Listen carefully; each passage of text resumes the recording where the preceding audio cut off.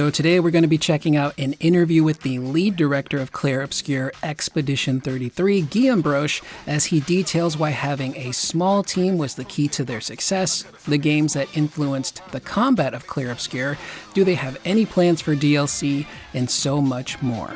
So if any of that sounds cool to you, feel free to click the like button. It really does help out a ton. And if you're new here and you'd like to stick around, you can subscribe and let me know what you guys think in the comments down below. So first off, the Clair Obscur success train just keeps on chugging along because 33 days after the game's release, Sandfall has announced that the game has sold 3.3 million copies. 33 seems to be a very lucky number for the folks over at Sandfall. They even have 33 people on their dev team, which seems to be a really good sign. And seeing such a small team like Sandfall put together an incredibly fun, high-quality game that is spreading like wildfire with its success and word of mouth is just really nice and refreshing to see. And I think this is going to create a chain reaction in the video game industry moving forward, where so many of these big AAA companies are sprinting towards that $80 price tag and potentially $100. I'm looking at you, Rockstar, with Grand Theft Auto 6. And I think in doing so, you're going to see a lot of gaps left behind by those big companies that are going to be filled in by the smaller studios like Sandfall, like Hazelight, who are putting together these affordable games that are really well made. You get your money's worth, they're not super long, and they're fun to play. You spend 40, 50, 60 bucks, and you're going to have a good time. So that's something to look forward to. Also, there will be spoilers for the game's story in this video.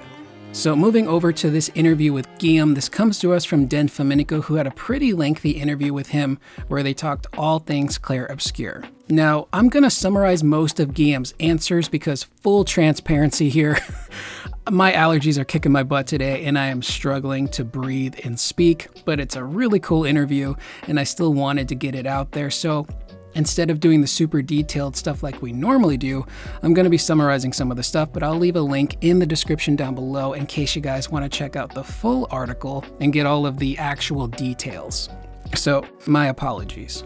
So the first thing they ask Guillaume is what are the things he's most proud of and what gives him the most sense of accomplishment. And Guillaume would go on to talk about the game's art style, which is the Belle Epoque style, which makes this game visually stand out and incredibly unique. He was expecting the French to love the art style, but he was not prepared for the rest of the world to also enjoy it too, which I love. Now, obviously, Clair Obscur is a beautiful, beautiful game from a raw graphical fidelity standpoint, and it is running on Unreal Engine 5, and there aren't too many studios out there that I really feel like have figured out how to properly use UE5, but I think Sandfall might be getting close because their game doesn't really have a ton of issues. There's not a ton of pop-in or slowdown. The game is just working and running very well. It's really well optimized. And because it's on UE5, they can do some really cool stuff with the boss battles in this game and even just the environment. There are sections of this game where you're grappling from one point to another, and as you reach one grapple point, the environment completely changes to something different. And that's something that you can only do on UE5. So visually, it's beautiful. But oftentimes when we talk about the graphics of the game, most people are speaking purely, again, on the raw graphical fidelity. Art style tends to be left out of that conversation, and I think one of the reasons why Clair Obscur looks as good as it does isn't just the graphical fidelity, but it's that art style as well. The design of the characters, the environments, the enemies, even the combat that you're doing, it's so beautiful and flashy, which we'll touch on a little bit later. But I think that because for a lot of people like me, I am not French, is the best I can do, which is probably offensive, so I apologize. But for people like me and a lot of people outside of France, this is probably a lot of our first real exposure to French culture in terms of architecture, clothing, music, what have you. So it's a bit of a culture shock, but I think in a really positive way. And I think that's one of the reasons why the game is as beautiful as it is. It's not just the graphics, it's that art style. That is key. Up next, they ask Guillaume about his personal influences growing up, and did any of those influences affect Clair Obscur? He would go on to say that he was incredibly influenced by JRPGs, including Final Fantasy, specifically 6 through 10. games like Shadow Hearts, Suikoden, Lost Odyssey, but specifically Persona. He would then go on to say that he thinks that Persona 5 has some of the best battle depiction and UI creation in all of games. That, in tandem with the camera movements that they do in those games, heavily inspired the combat in Clair Obscur. Now what's funny is that Guillaume would go on to say that he still hasn't been able to fully incorporate the good parts of Persona 5 into his game, but he's still working on improving the UI, which is insane to me because I love the battle UI in Clair Obscur. It is very close to what you would see in the Persona games, and I played a little bit of Persona 5 here and there. One of my favorite things was the combat. I loved how flashy and stylish it was. I love those menus. It's really seamless, doesn't clutter up the screen. Those camera movements are, really, really well done.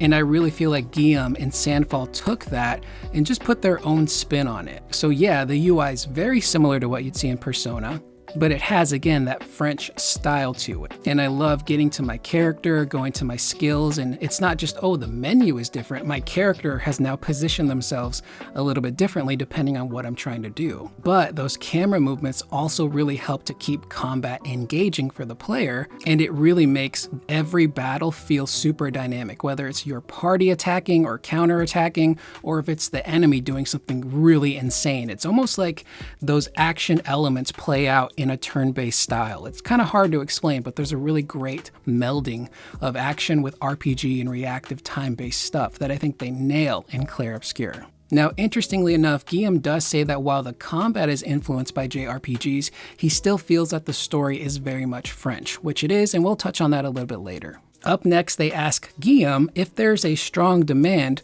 do they plan on releasing DLC?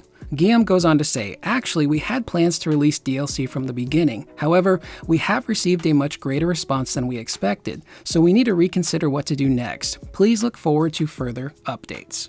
And this kind of goes hand in hand with what Jennifer Svedberg-Yen, the lead writer of Clair Obscur, said about how they were completely taken aback by the reception to this game, so they were not prepared for that. And while they had some DLC planned, their focus right now is basically bug squashing and polishing the base game to make sure it's the best it can possibly be. Now, if they were to do DLC, what would I personally want to see? Honestly, I think you could do a DLC that gives players a third ending. An ending that is a little bit happier, but doesn't come out of nowhere. Because in the game's story, the character of Alicia is pleading to Verso in her letter, please try to come up with a solution that saves you and the canvas. But of course, Verso is so far gone at that point that he just wants everything to end, and he's willing to let this canvas go if it means that his mom can recover, his father can recover, and his family can grieve and move on. And when the expedition finds this news out, they also get mad at him and say, you should have told us from the beginning because maybe we could have found another solution. So it's not like having a third ending where you have a nice middle ground for the characters would come out of nowhere. Like, the foundation has kind of been laid for that type of story arc and ending. So I'd kind of really like to see them pursue that. And granted, it is a very French story, which means it's going to be Clair Obscur. It's very light and dark. You're not going to get a 100% happy ending. But it would be interesting to see what they would do with that story arc. Now, I feel like that would be a pretty beefy DLC. I don't know if that's something that could be accomplished in 2 to 3 to 4 hours runtime. It might be a 10 to 15 hour thing if you really want to flesh it out and make sure it all makes sense. But that's the direction I'd like to see them go. That, or like I've mentioned before, an apartment simulator with Esquier and Francois. I love it. Up next, they ask Guillaume about the key to Sandfall's success, and for him, he feels like one of the reasons why they work as well as they do is because their team is so small. It literally consists of 32 people and 1 dog, who, yes, is a person. That makes 33. And funny enough, their dog's name is actually Monoko, and there are some areas in the game, specifically in the manor, where they do have real photos of Monoko hanging up, which is super cute. And it's a really nice way to immortalize your pet, which I think is, really sweet. But by virtue of having a smaller team, they can just communicate on the fly about incorporating ideas, stuff that does and doesn't work. And that really builds that sense of trust between the developers of like, okay, I can trust you to do this thing that we talked about at lunch or whatever. And they'll see it through and it's going to be, a good thing. So they weren't holding big team meetings every single week or multiple times a week, which I think would probably get really boring. Now, interestingly enough, Guillaume does talk about his time at Ubisoft and how there are some positive things he learned working there that he still carries with him today, specifically being a project lead at Ubisoft. So that's something that still sticks with him to this day. But he says the negative side of that is when you have these bigger development teams, you're constantly having meeting after meeting after meeting, and things can maybe get lost in translation, I would assume. But that also leads to all of those different hoops you have to jump through. So if somebody has a cool idea, you can't just walk over and be like, let's implement this idea I have. At an Ubisoft or an EA, you have to jump through so many hoops and go through so many people just to get one single thing approved. And then by the time that happens, it could be weeks later, maybe even months later. And a game like this would not get made anywhere else. It would take forever. And according to Guillaume in another interview, he says if he were to make this type of game at an Ubisoft, it would probably take 25 years. It would take that long, which is insane. And by virtue of having a small team, it really just motivates people. Guillaume talks about how there would be sequences where someone would come up with a really beautiful cutscene, and the lead in charge of the characters, who may be Jennifer Svedberg-Jens, since she is the lead writer, would be so impressed with that cutscene that she would then go, or they would then go, depending on who it is, wow, this cutscene is amazing, but I feel like my characterization of my characters doesn't meet the level of what you've done. So now I'm going to go back and I'm going to add more layers to my character and to my backstory to make sure that it does justice to what these people have done in the cutscene. So it's a really positive, motivating environment, it sounds like, where people are constantly inspired to do even better, which is really beautiful. Up next, Guillaume talks a little bit more about the game's combat system and how they wanted to do a more realistic take on turn-based battles, because sometimes you might watch someone play a turn-based game and it's maybe a bit dry, maybe not too exciting to watch, and they wanted to change that, which is where action games, and specifically death games as Guillaume calls them, come into play. So he was influenced by games like Sekiro, Devil May Cry, the Souls series that really influenced the real-time aspects of the game's combat, the dodging, the parrying, the jumping. So he essentially melded JRPG turn-based with that death game action, that stylish character action as I would call it. And that's what he feels makes the combat feel so unique and refreshing and, again, exciting. There's never a dull moment in this game's combat. I constantly feel like I'm doing something cool and exciting. And you look at games like Sekiro, which is an action game, but it's super heavy on the parry system. Something like Devil May Cry is incredibly stylish and flashy, and the amount of combos you can do are nearly endless. And then there's the Souls series, which I think visually Souls has really inspired this game, because some of the enemies, like the Dueliste or the Dueliste, I don't remember the pronunciation, that's straight up a Souls boss, my dude. But he's in a French JRPG and it works. It looks cool.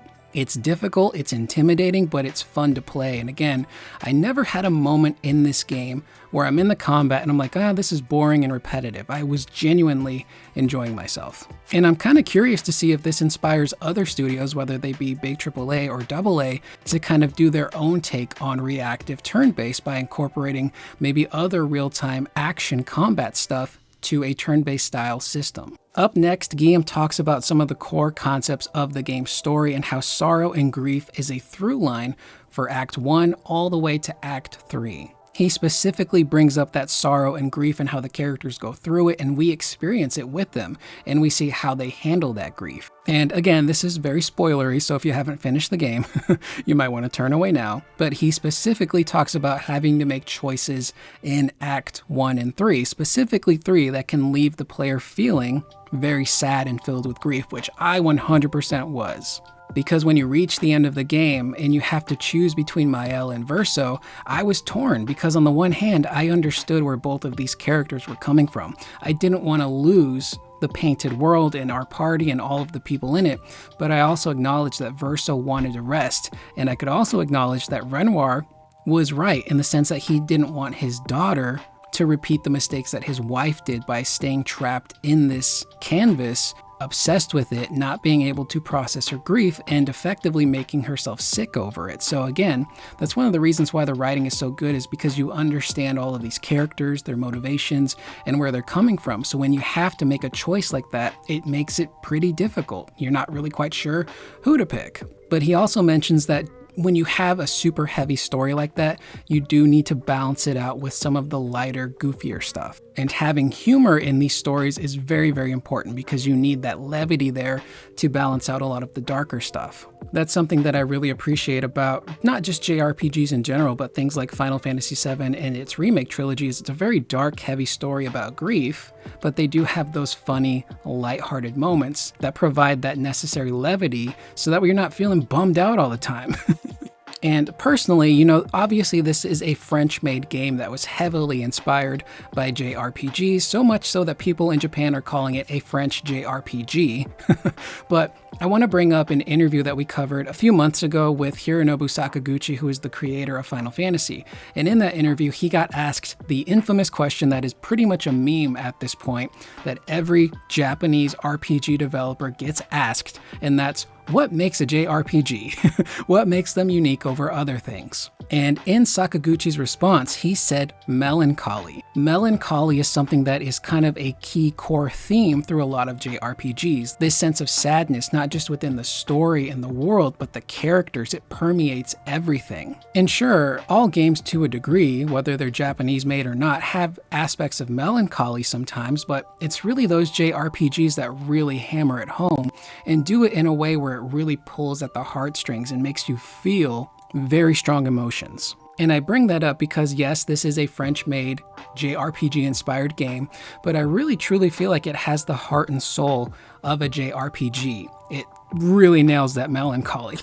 You have it in all of the characters, you have it in the story, and it's just naturally ingrained in the world with things like the gommage and losing people and feeling like, do I have enough time to do anything? So I think they really nailed that aspect of JRPGs, and to me it really does again have the heart and soul of what I would, expect from a JRPG. But for Guillaume to be so inspired by Japanese games and to have his game come out and be so well received by Japanese audiences has to feel amazing. Being influenced by that culture and those games and being able to give back in your own different way, I think is probably one of the more unique feelings that some of us will probably never experience, but that's super beautiful. And funny enough, from what I've researched on Japanese Twitter, there is a small group of people that genuinely really love this game in Japan, but they have trouble saying the name Clair Obscur Expedition 33, so affectionately, they've now retitled it as something 33,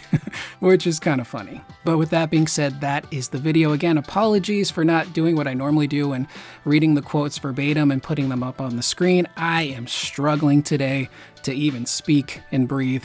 It's a pain in the butt. But we'll be back to regularly scheduled structure in future videos. I just kind of had to take a bit of a break for this one. But with that being said, that's the video. Let me know what you guys thought of this interview with Guillaume in the comments down below. And personally, what do you guys want to see them do with a DLC for Expedition 33? I will see you guys in the next video. Please remember to always be excellent to one another.